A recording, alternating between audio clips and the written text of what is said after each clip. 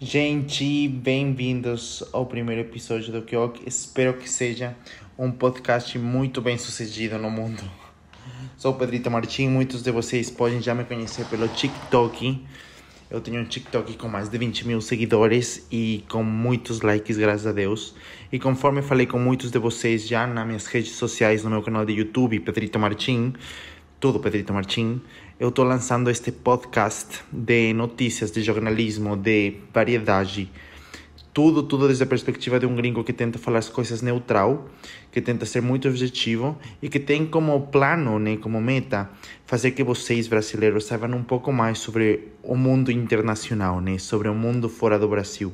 Sempre com um olhar não tão ocidental, não sempre olhando a Europa, não sempre olhando os Estados Unidos, mas também olhando para a nossa região, América Latina e muitos outros países em desenvolvimento, né, África, Ásia, Índia, né, todos os países que ficam perto da Índia.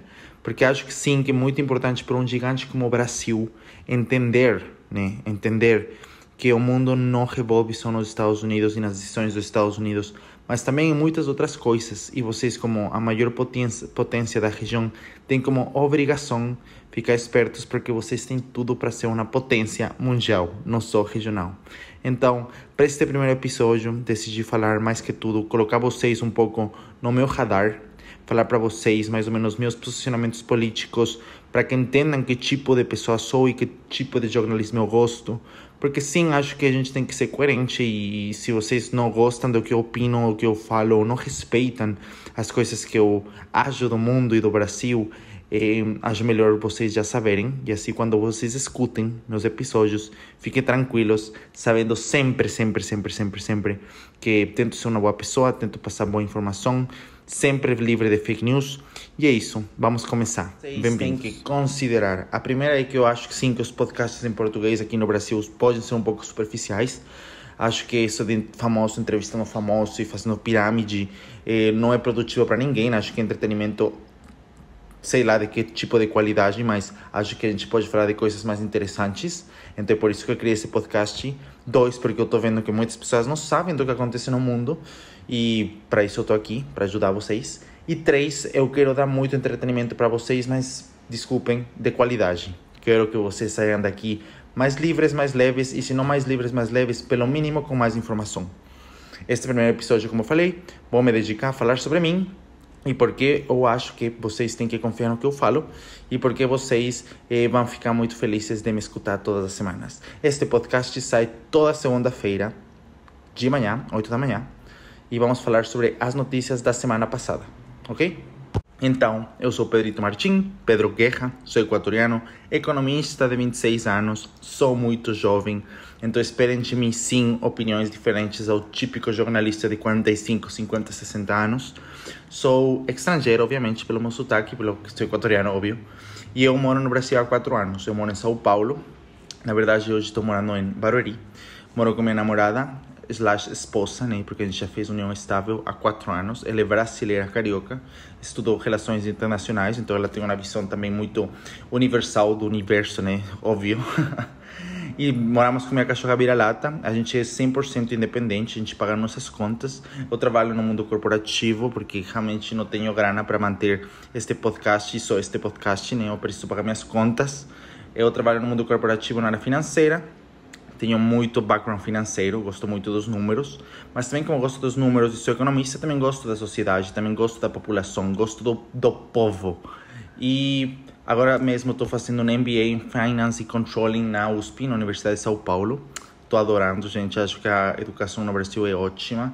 E também gostaria muito de fazer mais adiante um Master em jornalismo ou em alguma coisa que tenha a ver com social, né? Gosto muito de estudar em alguma coisa, gostaria muito de estudar alguma coisa que tenha a ver com o desenvolvimento econômico de um país, algo macroeconômico, sei lá. Gosto muito de ler livros, gosto muito de ler ficção. Gente, eu não sou do tipo de pessoas que gostam de livros de autoajuda, odeio livro de autoajuda. E gosto muito de livros de política, biografias de políticos famosos. Quando morei na Europa, fiz 6 meses de intercâmbio em Barcelona, eu fiquei obcecado com a Segunda Guerra Mundial, então eu li tudo sobre Winston Churchill, sobre Charles de Gaulle. Sinceramente, fico chocado em como as pessoas estão mais interessadas em estudar os vilões, né, como Benito Mussolini e Hitler, antes do que os heróis, né, heróis / né, entre é complicado falar que são heróis, mas Franklin D. Roosevelt, Winston Churchill, Charles de Gaulle, o generalíssimo da China, que são as pessoas que livraram o mundo do nazismo e fascismo, né? Então, é isso sobre mim. Eu cheguei ao Brasil em janeiro do ano 2019, quando começou... Não, na verdade eu vim em junho, mas eu já estava vindo e voltando várias vezes, né? Eu comecei a vir no Brasil em dezembro de 2017, pelo que eu já conheci minha namorada em Barcelona, e eu vinha muito para cá, então eu peguei o governo Temer, cheguei no verão, que para vocês é inverno de 2018, então eu vi a greve dos caminhoneiros, eu vi as eleições do Bolsonaro, e eu vim no Brasil finalmente para sempre em julho de 2019, no meio do primeiro ano do governo Bolsonaro. Como qualquer pessoa que é estrangeira, e eu falo isso com muita convicção, eu não tinha opinião sobre Bolsonaro e eu não tinha por que estar criticando um presidente que eu não escolhi. Eu respeito muito a opinião dos brasileiros e é por isso que eu, desde o momento que eu cheguei, independentemente da opinião da minha namorada, independentemente da opinião da família dela, dos amigos dela, independentemente das opiniões das pessoas no meu escritório, porque como cheguei, a primeira coisa que fiz é trabalhar, eu tentava não formar uma opinião própria sobre o Bolsonaro nem sobre o governo, porque eu sou estrangeiro, não conhecia nada do país, não conhecia nada da população, sobre suas necessidades, enfim, não tinha opinião. No ano 2020 mudou muito a coisa porque a gente teve a pandemia, então basicamente nos últimos 4 anos eu vivi tudo o que vocês viveram, pandemia, lockdown, a vacina que chegou tarde, a questão da inflação que no Brasil foi maior que do meu país, mas foi muito menor que outros países como a Argentina, o tema da crise de supply chains, né, da cadeia de suprimentos, que não tínhamos nada, a vacina que se Coronavac, que se AstraZeneca, que se Pfizer, que se, sei lá, não sei. Eu vivi toda essa confusão que eu nem lembro muito bem tudo o que aconteceu no ano 2020 e 2021. Eu também vi esse tema de que o Brasil voltou para o mapa da fome, eu vi esse tema da não sei como se fala isso em português, de isolation, a isolação que sofreu o Brasil no âmbito internacional, pela política do Bolsonaro, o fato de que os países não queriam vir para cá, sendo que o Brasil sempre foi uma potência diplomática.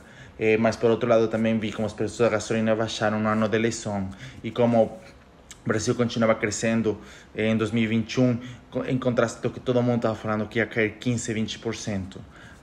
Então, eu vivi tudo na primeira fila, assisti tudo. Como pessoa da classe média, eu fui atendido sim pela inflação. Eu lembro muito bem quando eu cheguei em 2019, eu fazia compras com R$100.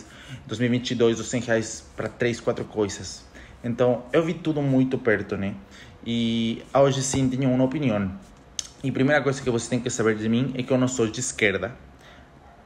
E não sou nazi nem fascista também, né, gente? Fiquem em paz. Eu não sou de esquerda. Equador, eu venho de um país chamado Equador, que fica do lado da Colômbia. É aqui na América do Sul, ninguém conhece, né? Vocês, neste podcast, vão conhecer mais sobre o meu país, porque eu vou falar muito sobre ele.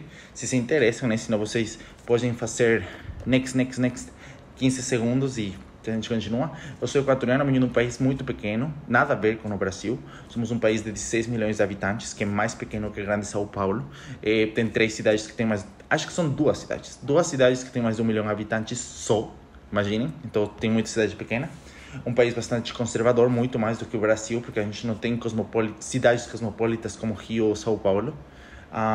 Eu venho de um país que não tem uma indústria super desenvolvida como a sua. Nossa economia é 100% petróleo, 100% banana, camarão, sabe? Somos uma economia de commodities. Eu sei que os brasileiros falam que sua economia também é de commodities, mas eu discordo, porque vocês são fortes no sistema financeiro, vocês são fortes no sistema industrial, vocês exportam muito equipamento pesado, vocês têm muita empresa de produto. Não é Estados Unidos, mas ninguém é Estados Unidos, né? Mas vocês têm muitas outras coisas.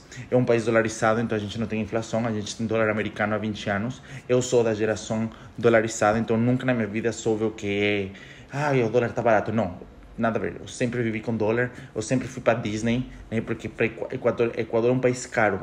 Às vezes é mais barato um voo de Quito, minha cidade, a Miami, que de Quito a Guayaquil, que fica dentro do país. É uma coisa absurda. É entender que sim, que a esquerda na América Latina não é lindinha. Muito pelo contrário, tem muitas coisas condeáveis e tem muitas coisas que a gente tem que ficar esperto agora que voltou. Mas ao mesmo tempo a direita, cara, a direita extrema é muito mais perigosa, porque em países onde as pessoas são conservadoras, em países que têm históricos de extrema direita, tipo movimentos racistas, movimentos discriminatórios, movimentos a favor da doutrinação, a favor da segregação das massas, a favor de ignorar os pobres, de ignorar as minorias, a extrema-direita tem muito mais fácil a oportunidade de tomar poder e fazer o que quiser. E eu, com Bolsonaro, vi muito isso. Eu respeito muito o meio ambiente, né? Eu venho de um país, Equador, é um país que respeita muito a Amazônia, né? Então, todas essas coisas fizeram com que eu, morando no Brasil, modere muito meu discurso, modere muito meu modo de ver o mundo. E é por isso que hoje, acho que para este podcast, vai ser muito neutral. Porque, por um lado, como falei, eu fui criado num governo de super, não diria super esquerda, porque não era Venezuela, mas uma esquerda hardcore, sabe? Forte. Que sempre que podia ele pegava o microfone e falava mal dos bancos, dos jornalistas. O Correia tinha, o presidente de esquerda que eu tive no meu país, todos os sábados ele tinha um programa chamado Sabatina, que eram como as lives do Bolsonaro, porque no final das contas populistas acabam se parecendo. E ele, mas imagina, na época, não tinha redes sociais. Ele pegava a TV pública, né, como, sei lá, o Canal do Brasil, e fazia lives de TV de 4 ou 5 horas falando mal de todo mundo. Ele basicamente dava nome, dava endereço, e ele tinha toda a máquina pública no seu poder, porque Equador não é um país com instituições tão fortes como o do Brasil. Então ele tinha no seu lugar, em seu poder, os juízes, os procuradores, então todo o poder judicial, ele tinha todo o Congresso, ele tinha todo o poder executivo. Tipo assim, esqueçam de qualquer tipo de independência. Se você era inimigo do Correia, ele ia te perseguir com toda a máquina do Estado e você ia se corromper, ia se destruir, ia acabar com você. E depois disso a gente descobriu que eles, esse movimento, eram corruptos, ladrões. Então, é triste, mas isso faz com que eu não goste de esquerda. Não goste. Então, eu fico o pé atrás. Mas, ao mesmo tempo, eu vejo o que aconteceu aqui no Brasil com um presidente populista de direita. E eu vejo o que aconteceu nos Estados Unidos com Trump. Eu vejo como os países basicamente caminharam para trás. E aí, obviamente, eu me modero. Acho que este episódio era muito importante para mim explicar para vocês o que aconteceu, qual é a minha história de vida, e vocês entenderem desse jeito que nestes episódios eu vou ser o mais neutral possível, porque eu sou uma pessoa que gosta de ficar um pé atrás com todo mundo. E no final das contas, como qualquer latino-americano, eu sempre vou dizer, não é sobre quem a gente gosta mais, é sobre quem a gente desgosta menos. Não é sobre quem pode mais nos ajudar, é sobre quem pode nos ajudar a menos piorar, sabe? Na América Latina a gente tem que fazer isso. É uma tristeza, mas é verdade. Eu gosto muito neste país que a imprensa é livre. Correia, no meu país, passou uma lei, a lei de comunicações, que proíbe, na verdade não é que proíbe, mas a imprensa é extremamente controlada. Para a imprensa fazer certo tipo de coisas, precisa a aprovação da Superintendência de Comunicações. A Superintendência de Comunicações é completamente administrada pelo presidente. Portanto, o presidente tem sim poder de vetar reportagens, reportagens de investigações, qualquer tipo de especial jornalístico que ataque ele e as pessoas que estão no seu lado, né? As pessoas que ele quer cuidar, as coisas que estão no seu interesse. E realmente, o presidente de direita que foi escolhido supostamente tentou destruir, né? Anular essa lei, mas ele não fez. O fato é que qualquer presidente que tenha esse tipo de poder vai utilizá-lo a seu favor. E é por isso que quando eu chego no Brasil, eu fico muito feliz de ver várias revistas, vários jornais, vários programas de oposição sendo atacadas pelo presidente Bolsonaro, óbvio, mas ele não podia fazer nada, porque não tem esse tipo de lei contra a imprensa neste país. Dito isso, eu gosto muito de assistir jornalismo brasileiro. Gosto muito do jornalismo de instituição, porque acho que é de alta qualidade, gente. Eu sei que vocês podem me criticar. Eu gosto muito da Folha de São Paulo, do Café da Manhã. Gosto muito de comentaristas mulheres, cara. Eu sou muito a favor dessa diversidade de opiniões. Então, eu gosto de escutar a Vera Magalhães. Não concordo com muitas opiniões, mas acho que ela é uma pessoa que sabe muito. Eliane Cantanhede. Eu gosto muito de escutar o assunto da Globo. Esses que são, literalmente, né? São programas jornalísticos padrões, né? Da grande mídia. Mas também gosto de escutar a revista Piauí, que é uma revista progressista, muito mais de esquerda do que eu realmente sou, mas acho que eles também têm muitas informações válidas. E também gosto de escutar, muitas vezes acabo escutando mídia conservadora, porque também gosto de saber qual é a opinião deles. Então já escuto algumas vezes Jovem Pan. Tenho que ser honesto com vocês, tem sido um pouco difícil ultimamente, porque eles gostam muito das fake news, mas não gostam muito das fake news, mas eles caem mais fácil. Tem comentaristas nesse programa, nesse canal, que realmente para mim não tá no nível, mas escuto às vezes. Não escutei nunca Brasil Paralelo, eu sei que é muito famoso entre os conservadores. E às vezes, em inglês, eu gosto muito de escutar Fox... Não gosto muito, mas gosto de escutar Fox News, né? É um canal muito conservador, igual que Jovem Pan, muito ácido, muito em contra de progressismo e liberalismo. Mas acho interessante a gente ter que ficar sempre ligado no que eles opinam também, né? São parte da população, são parte da democracia. E também escuto o Ben Shapiro. Acho que o Ben Shapiro é um dos poucos conservadores nos Estados Unidos que consigo escutar completo. Porque ele, tipo assim, ele não fala com tanto ressentimento, ele fala com muita objetividade. E, finalmente, eu gosto nos Estados Unidos, também escuto muito Pod Save America, que é um pod feito por ex-funcionários da administração de Barack Obama. Gente, é muito bom, mas igual, eles fazem muitos episódios, não escuto todos porque também é muito bias, né? É muito parcial, né? Muito parcial, às vezes. Mas acho eles muito mais leves, né? Eles dão muita risada, é um podcast um pouco mais descontraído, né? Descontraído, sim.